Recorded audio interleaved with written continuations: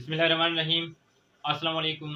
मैं आपको अपने चैनल सारिम कोचिंग सेंटर में खुश आमदीद कहता हूँ। डियर फ्रेंड्स, पाकिस्तान अफेयर हम पढ़ रहे हैं। पाकिस्तान अफेयर्स में हमारे पास आज का जो टॉपिक है वो है इंडियन कौंसल एक्ट 1861। हम इंडियन कौंसल एक्ट 1858 को डिस्कस कर चुके हैं। ठीक है, इंडियन कौंसल एक्ट 1858 को डिस्कस कर चुके हैं, एक डिटेल के साथ हमने डिस्कस किया है। एक ही पॉइंट उसमें मुझसे मिस हो गया था कि इसके अंदर 1858 में क्या हुआ था। 1858 में गवर्नर जनरल का जो ओहदा था, जो गवर्नर जनरल होता था, उसका नेम चेंज करके उसको वाइसराय का नाम दिया गया। ठीक है, किसका? वायसराय का नाम दे दिया गया था। अब ये दोनों नेम आप उसके लिए यूज कर सकते हैं, कोई मसला नहीं है। और 1858, आप इस बात को सोचें कि 1858 के अंदर एक एक्ट आता है और उसके बाद जल्द ही 3 साल बाद एक और एक्ट आ जाता है। इसकी क्या वजह हो सकती है? इसकी वजूहात, इसकी रीजंस क्या है? अगर आपने पिछला लेक्चर देखा हो जो हमने पढ़ा है, जिसमें इंडियन कौंसल एक्ट 1858 हमने पढ़ा है, हमने डिस्कस किया है, उसके फीचर्स डिस्कस किए हैं। ठीक है, उसमें वो वादे डिस्कस किए हैं जो क्राउन ने किए थे इंडियंस के साथ। ठीक है, अच्छा, तो अगर आपने उसमें पढ़ा हो कि 1858 का जो एक्ट था उसमें बताया गया था कि एक इंस्टीट्यूशन डेवलप किया गया और उसको नाम दिया गया secretary of state of India, और उसके साथ एक कौंसल, एक एग्जीक्यूटिव कौंसल बनाई गई। और जो ये दोनों थे, सेक्रेटरी ऑफ या secretary of state of India और इसकी एग्जीक्यूटिव कौंसल, उनके जो ऑफिस थे वो यूके के अंदर, ब्रिटिश के अंदर, लंदन में थे। ठीक है, अब वहां से, यूके से या लंदन से इंडिया के अंदर आपका जो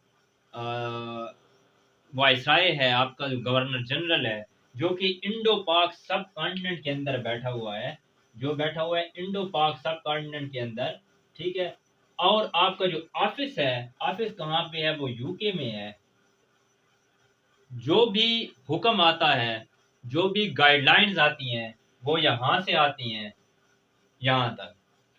ठीक है, लेकिन यहाँ से यहाँ तक गाइडलाइंस जो आती हैं, सॉरी, यहाँ से जो गाइडलाइंस आती हैं यहाँ तक, उसमें मसला था। वो मसला क्या था? अगर उस टाइम को इस टाइम के साथ हम कंपेयर करें तो आज जो कम्युनिकेशन के सोर्सेज हैं, जो जराए हैं, ठीक है, वो बहुत ज़्यादा फास्ट है। लेकिन अगर हम 1861 की या 1858 की या 1860 की बात करें तो उस वक्त जो टेलीकम्युनिकेशन के ज़राए थे वो इतने ज़्यादा नहीं थे। इन दोनों को आपस में टेलीकम्युनिकेट के लिए, इंटरैक्ट के लिए बहुत ज़्यादा मसला बनता था कि इनके आपस में कम्युनिकेशन नहीं हो पाती थी। कोई ऐसी सिचुएशन आ जाती कि इसको, यहाँ पे जो गवर्नर जनरल, आपका जो वायसराय बैठा है, उसने कोई फैसला लेना है, उसने कोई ऐसा मसला पैदा हो गया है, कोई ऐसी इमरजेंसी सिचुएशन पैदा हो गई है जिसको उसने हैंडल करना है, लेकिन वो यहाँ की गाइडलाइंस के बगैर उसको नहीं कर सकता। तो यहाँ पे बहुत ज़्यादा टाइम लगता था, एक टाइम टेकिंग प्रोसेस था। तो यहाँ पे इस एक्ट के अंदर 1858 का जो एक्ट था उसमें कुछ फ्लाज पैदा हुए। उसमें जो है कुछ ऐसी चीज़ें सामने आई, ऐसे मसाइल सामने आए कि उनको ब्रिटिश पार्लियामेंट को 1861 के अंदर महज 3 साल बाद ही एक नया एक्ट सामने लेके आना पड़ा, क्योंकि इस टाइम टेकिंग प्रोसेस की वजह से उनको यहाँ इंडो पाक सब कॉन्टिनेंट के अंदर एक ऐसे सेटअप, एक ऐसे बेसिक सेटअप की जरूरत थी जो उसी वक्त, उसी इमरजेंसी सिचुएशन के अंदर डिसीजन करे। ठीक है, तो बाकी चीजें 1861 और 1858 की यही हैं, लेकिन इसमें ये थोड़ा सा मसला था कम्युनिकेशन का, जिसकी वजह से क्या हुआ, ये एक्ट, इसके बाद दूसरा एक्ट लेके आना पड़ा। ठीक है, उसमें क्या था? जो दूसरा एक्ट जो 1861 का एक्ट आया, उसमें यह था कि एक काउंसिल ऑफ वायसराय या गवर्नर जनरल, क्या हुआ, एक काउंसिल पैदा की गई। काउंसिल पैदा की गई, पहले भी एग्जीक्यूटिव काउंसिल थी, यहाँ पे एक काउंसिल ऑफ वायसराय, जो आपका वायसराय है या जो आपका गवर्नर जनरल है उसकी कौंसल क्रिएट की गई, वाज कॉन्स्टिट्यूटेड, ठीक है, कॉन्स्टिट्यूटेड, एक बनाई गई वायसराय की जनरल कौंसल कंपोज्ड ऑफ, जिसमें क्या था, कंपोज्ड ऑफ 5 मेंबर्स। इसमें कितने मेंबर रखे उन्होंने, इसमें उन्होंने 5 मेंबर रखे। एक इंपीरियल आपके पास एग्जीक्यूटिव काउंसिल एक तो वहां पे थी जो जिसमें 15 मेंबर थे, जो सेक्रेटरी ऑफ स्टेट के अंडर थी, उसकी गाइडलाइन के मुताबिक काम करती थी। और यहाँ पे एक 1861 के अंदर एक काउंसिल बनाई गई जिसमें कितने मेंबर्स थे, जिसमें 5 मेंबर्स शामिल थे। और इसी 5 में जो आपके 3 मेंबर थे वो किसने अपॉइंट करने थे या किसकी जुरिस्डिक्शन पे अपॉइंट होने थे, वो सेक्रेटरी ऑफ स्टेट, ठीक है, secretary of state, secretary of state of India. और बाकी जो थे 2 थे, 3 मेंबर इसकी जुरिस्डिक्शन पे अपॉइंट होने थे और बाकी जो 2 थे वो बाय क्राउन, बाय ब्रिटिश जो आपका जो किंग क्वीन है या बाय क्राउन जो प्रोक्लेमेशन है उसके थ्रू अपॉइंट होने थे। और ये 2 जो हैं, इन 2 में आपके पास एक मेंबर होगा वो आपके पास बैरिस्टर होगा, और जो दूसरा होगा वो chief of the commander in chief होगा, और जो दूसरा होगा वो आपके पास कमांडर इन चीफ होगा of arm forces of India, जो इंडिया के अंदर कमांडर इन चीफ है आर्म फोर्सेस का, वो होगा। ठीक है, अब ये 5 मेंबर्स की कौंसिल बन गई, उसमें एक बैरिस्टर होगा और दूसरा commander in chief of arm forces of India की इंडिया के अंदर जो कमांड कर रहा है आर्म फोर्सेस को, वो होगा। ये 2 क्राउन की जुरिस्डिक्शन पे सेलेक्ट होने थे।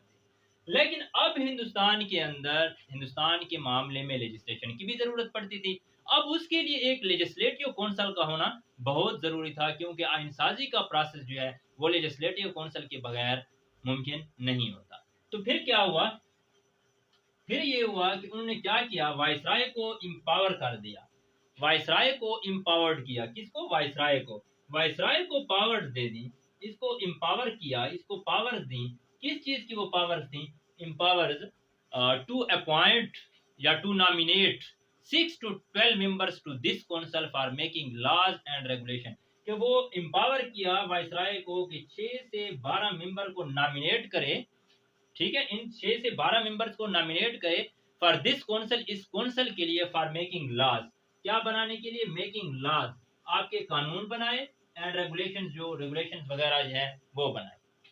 ठीक है, तो इसी काउंसिल को, इंपीरियल लेजिस्लेटिव काउंसिल को, उसने वायसराय को एम्पावर किया कि आप 6 से 12, मिनिमम 6 और मैक्सिमम 12 जो है आप क्या करें, नॉमिनेट करें, ताकि वो ला ये 6, कम से कम 6 या 12 बंदे, ज्यादा से ज्यादा 12 बंदे, ठीक है। और जो आपके पास 5 जो आपके पहले से हैं, वो 5 जो परमानेंट मेंबर्स हैं, ये जब 6 और 5 या 12 और 5 जब मिल के बैठेंगे तो ये क्या करेंगे, ये कोई आइन या कोई वो कॉन्स्टिट्यूट करेंगे। ठीक है, तो ये जो 6 से 12 होंगे ये इंडियंस होंगे, ये 6 से 12 क्या इंडियंस होंगे, या तो ये इंडियंस होंगे या फिर क्या होंगे, वो ब्रिटिशर्स होंगे जो कि इंडिया के अंदर कोई एम्प्लॉइज हैं।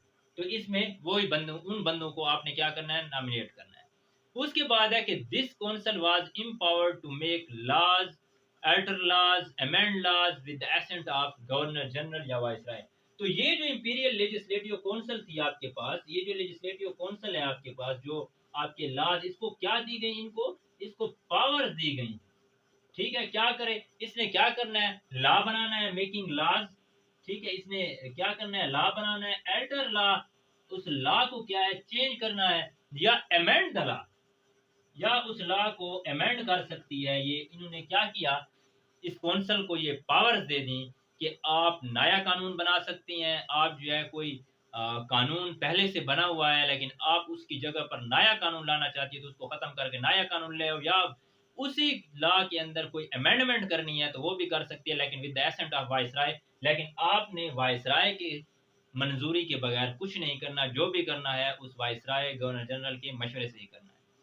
ठीक है, उसके बाद एक और चीज इसमें शामिल की गई कि अगर कोई ऐसा बिल पास हो जाता है कि उसको कौंसिल भी पास कर देती है, इंपीरियल लेजिस्लेटिव काउंसिल भी, उसको आपका जो गवर्नर जनरल या वायसराय है ये भी पास कर देता है। लेकिन कुछ अरसे के बाद, 1 साल 2 साल 3 साल या 4 साल के बाद, ब्रिटिश को जो पार्लियामेंट है वहां की, उसको क्राउन को फील होता है कि ये एक्ट हमारे इंटरेस्ट के खिलाफ है, ठीक है, तो फिर वो किसी भी टाइम इस उस एक्ट को नल एंड वाइड करार दे सकती है, ठीक है। उसके बाद एक और इसकी जो करेक्टरिस्टिक आप कह लें कि वायसराय एम्पावर्ड टू मेक, या आप कह सकते हैं कि ordinance in the situation of emergency, कि उन्होंने एक वायसराय को एम्पावर किया, ठीक है। दूसरी पावर उसने वायसराय को इस लॉ के अंदर, इस एक्ट के अंदर ये दी कि वो क्या कर सकता है, इमरजेंसी सिचुएशन के अंदर कोई अगर इमरजेंसी क्रिएट हो गई है, कोई ऐसी सूरत हाल बन गई है, तो वो उस वक्त क्या करेगा,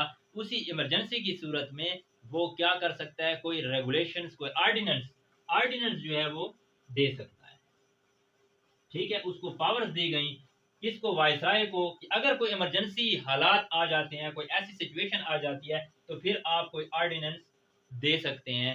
लेकिन ये ऑर्डिनेंस जो होगा, इसकी ये जो ऑर्डिनेंस होगा, इसकी वैल्यू, इसकी पावर वही होगी जो पार्लियामेंट वाले ऑर्डिनेंस की होती है। लेकिन ये टेम्परेरी होता है, ये जो इमरजेंसी ऑर्डिनेंस हर कोई दे सकता है। अभी भी हमारे आइन के अंदर भी ये चीज़ है कि हम दे सकते हैं, लेकिन ये लिमिटेड पीरियड के लिए होता है, लेकिन इसकी पावर्स वही होती हैं। उसके बाद viceroy empowered to change the boundaries of provinces, viceroy को एक और पावर दी गई कि वो change the boundaries of provinces, की वो चेंज कर सकता है बाउंड्रीज को, प्रोविंस की बाउंड्रीज को, यानी कि कोई ऐसा सूबा है जिसको अगर तोड़ना है, 2 सूबे बनाने हैं, वो भी कर सकता है, सूबे की हदूद में कमी बेशी वो कर सकता है। या इसको एक और पावर दी गई कि मेक न्यू प्रोविंसेस, ये नए सूबे भी बना सकता है, ठीक है। और इसका अपॉइंट लेफ्टिनेंट गवर्नर्स, जो गवर्नर जनरल, जो छोटे सूबों के लिए जो लेफ्टिनेंट गवर्नर जनरल होते थे, उनको अपॉइंट करने का इख्तियार भी इसी एक्ट के अंदर वायसराय को दिया गया। तो ये कुछ चीज़े चीज़े नुकात थे 1861 एक्ट के, जो आप लोगों ने पढ़ लिए। इस सीक्वेंस के साथ देखिएगा, इसके बाद नेक्स्ट आने वाला लेक्चर हमारा 1892 का इंडियन काउंसिल एक्ट होगा। इंशाल्लाह नेक्स्ट लेक्चर में फिर मिलते हैं। Thank you very much.